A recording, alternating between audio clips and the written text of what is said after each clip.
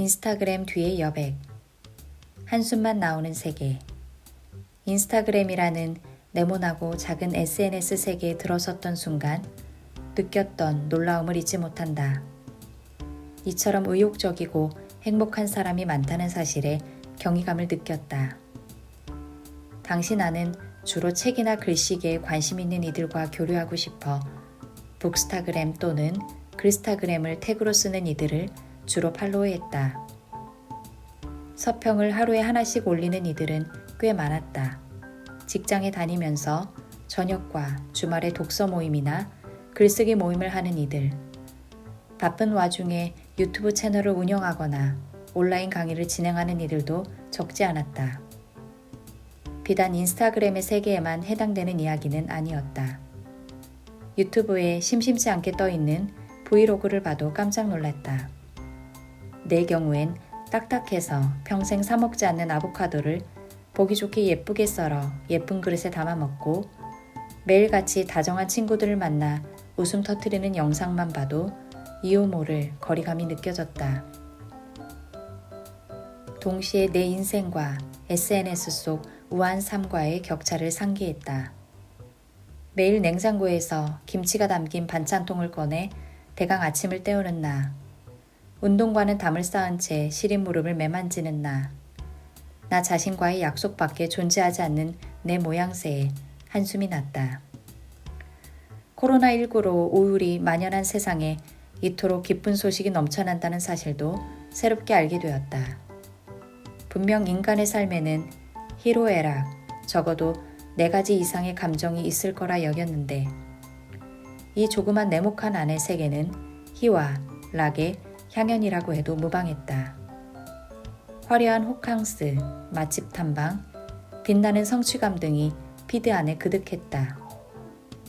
내 책은 잘 팔리지 않고 있는 것 같은데 다른 작가의 책은 어찌나 잘 팔리고 있는지 배아픔을 넘어 슬픔이 몰려올 지경이었다. 입성 초기에는 이 기쁨의 향연은 가식에 불과하다고 소리 지르며 온몸으로 긍정의 분위기를 거부했다. 그러나 인간은 역시 놀라운 적응의 동물이다. 자기 자랑을 극도로 민망해하는 나 역시 기쁨의 공간에 조금씩 적응하고 있었다.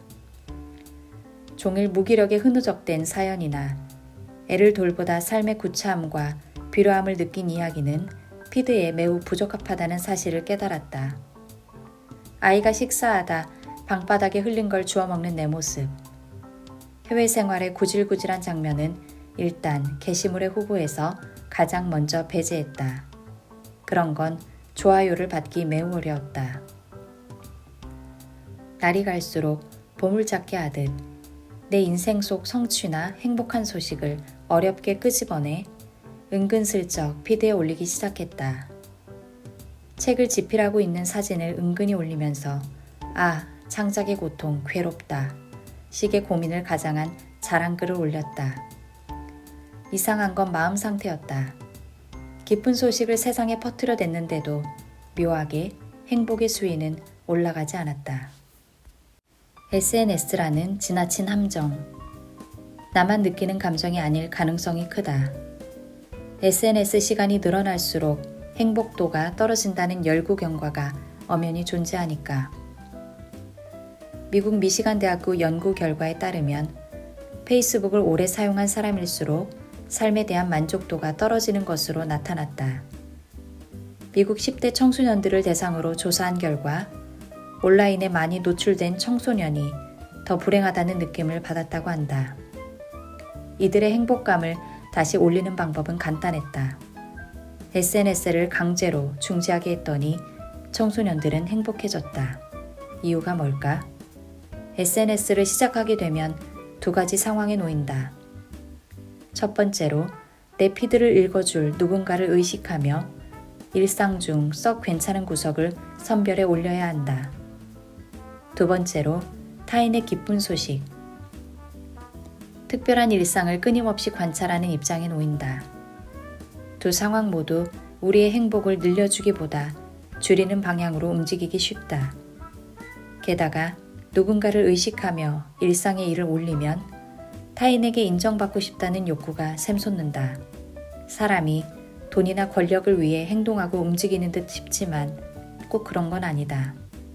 내가 주인공이고 싶은 마음, 누군가의 인정을 받고픈 마음에 고군분투하게 될 수도 있다. 독일의 철학자 악셀 호네트는 우리가 타인의 인정을 받기 위해 살아가는 존재임을 이야기한 바 있는데 이를 인정투쟁이라는 말로 지칭했다. 곰곰이 따져보면 SNS는 치열한 인정투쟁의 공간이라 할 수 있다. SNS가 인정의 공간이 되는 이유는 간단하다. 나이를 먹어보니 현실에서 사랑과 칭찬을 듬뿍 받기는 어렵다. 직장이나 가정에서 열심히 살아가도 내가 인생의 주인공이기 어려운 경우가 대부분이다. 삶의 주인공으로 우뚝 서기 위해서는 날 봐줄 청중이 필요하다. SNS는 청중을 구할 수 있는 적절한 공간인 셈이다. 그러나 스스로 기특하지도 대견하지도 않은 상황에서 타인의 인정을 받아도 밑빠진 독에 물붓기와 같다. 채워 넣기를 반복해도 나보다 잘 나가는 누군가는 눈에 띄게 마련이다. 성마른 목마름은 쉽게 가라앉지 않는다.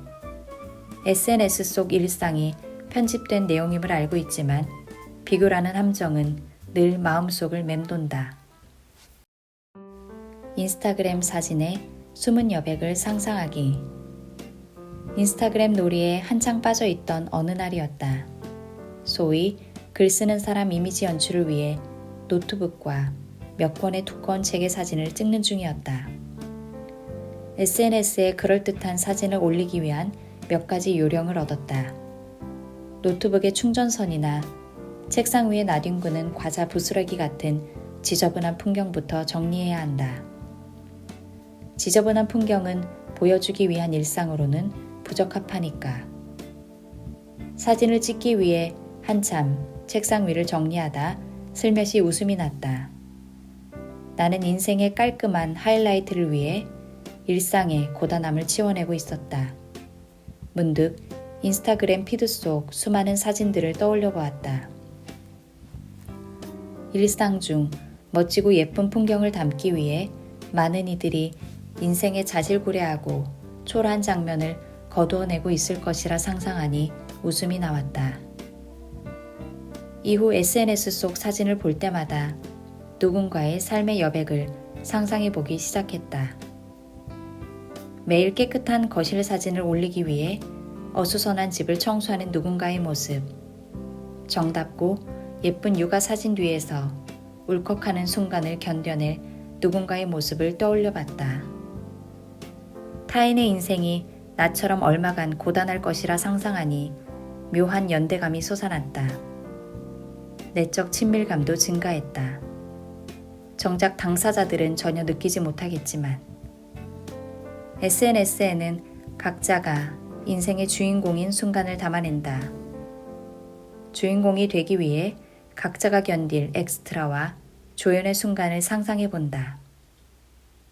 타인의 SNS를 무조건 가식이라 폄하하지 않으면서도 그 사람의 삶을 단순하게 판단하지 않는 상상력을 발휘해 보니 SNS도 차가운 가식의 공간으로만 느껴지지 않았다.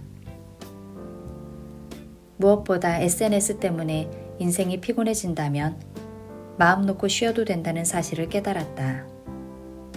가상 공간 속 정체성을 유지하기 위해 과다한 노력을 기울일 필요는 없다.